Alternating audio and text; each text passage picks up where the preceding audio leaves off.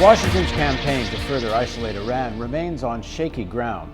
After attempts to court Arab Sunni governments at the Annapolis conference, the conclusion of the National Intelligence Estimate that Iran halted its nuclear weapons program in 2003 has undercut Washington's efforts to apply pressure for further sanctions. The argument that Iran poses an imminent nuclear danger to the U.S. has been dealt a serious blow. To discuss how the NIE report played out on the world stage, I'm joined by the Real News senior news analyst, Aijaz Ahmad, joining us from New Delhi. Aijaz, to start with, Israel has not been very happy with either international reaction or the NIE report itself. Apparently, they've accepted most of its conclusions about the weapons program being ended in 2003. What they don't accept is that there's not a weapons program now. And they've been trying to drive the international momentum towards new sanctions. What do you make of Israel's reaction, and will it really have any effect? There seems to be within Israel something playing which is very similar to what's happening in the United States.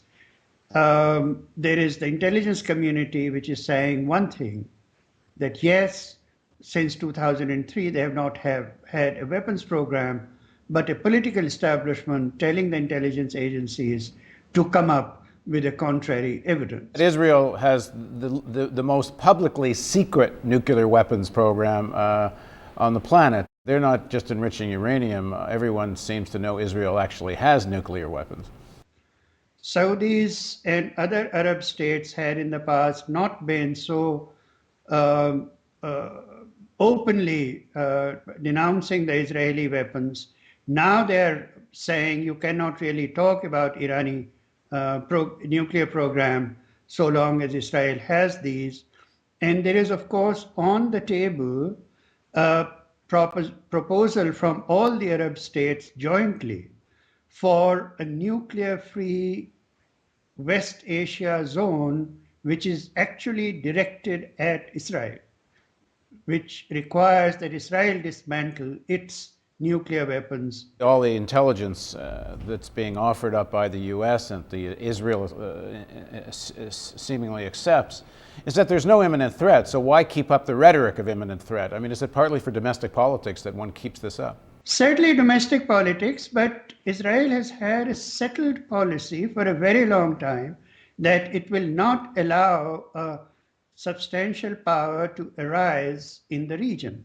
Everyone knew that Iraq did not have nuclear weapons, but that whole fiction was created in order to destroy whatever power Iraq had. And now Iran is the one remaining state in the region which poses some sort of threat, not nuclear threat, but a rivalry for Israel in the region.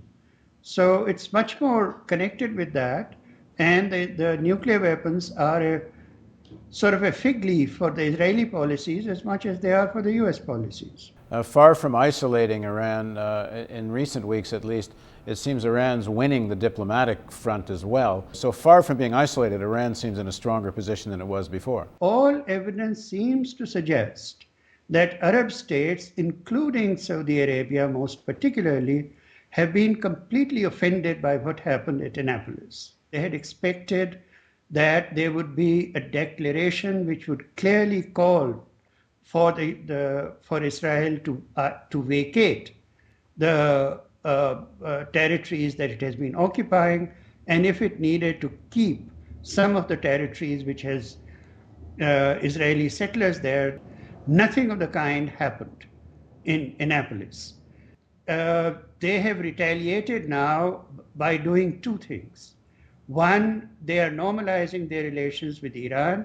The other thing that they have done is that they have immediately invited Khalid Mishal, the Politburo chief of Hamas, to Saudi Arabia for Saudi Arabia to start working for a unity government between Hamas and the Palestine Authority of Abbas. Annapolis was meant to lay the ground for the destruction of Hamas in Palestine. Instead, Saudi Arabia has invited Khalid Mishal there, and now Egypt has asked Hamas to send a delegation to Cairo with the same purpose. Ahmadinejad called for collective security arrangements for the Gulf region as a whole. And Saudi Arabia has invited Ahmadinejad to lead the Irani pilgrims coming to Saudi Arabia for the annual pilgrimage, the Hajj. Saudi invitation is extremely significant. The foreign minister of Qatar retorted against Gates when Gates said that Iran continues to be a threat in the region, saying that Iran is an authentic member of the Committee of Nations in this region. The threat comes from Israel. So, in fact, there's a bit of a rebellion among the clients, and Iran's isolation, which was sought at Annapolis, quite the opposite. Iran is now not only supported by Russia and China, but by the supposed enemies, the so-called Sunni states. How can the U.S. and Israel accept this situation in the coming months? Something has to happen on the American side, doesn't it? What Saudis are saying is that our situation is completely untenable. All our masses are up in arms against us because of the aggression against Gaza, no movement in Palestine, and so on. And we cannot go on supporting all your policies without showing some results on the front of the Israeli-Palestinian conflict. What they are also saying is that in Iraq itself, you are claiming that Iraq has become stable. Iraq cannot become stable without the cooperation of Iran. Iran has a very major role to play in southern Iraq, and you better start negotiations with Iran on the question of Iraq. And all of us have to work together. They are encouraging negotiations between the United States and Iran.